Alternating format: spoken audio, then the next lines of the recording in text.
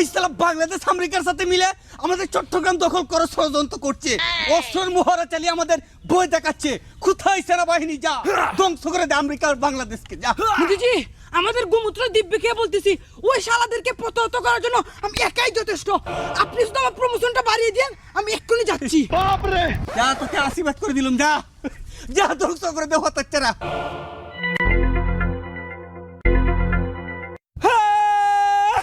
শত্রুকে প্রতিহত করার জন্য আমরা প্রস্তুত। মিসাইল 7 সিস্টার বরাবর ready. Attack! American missile ready.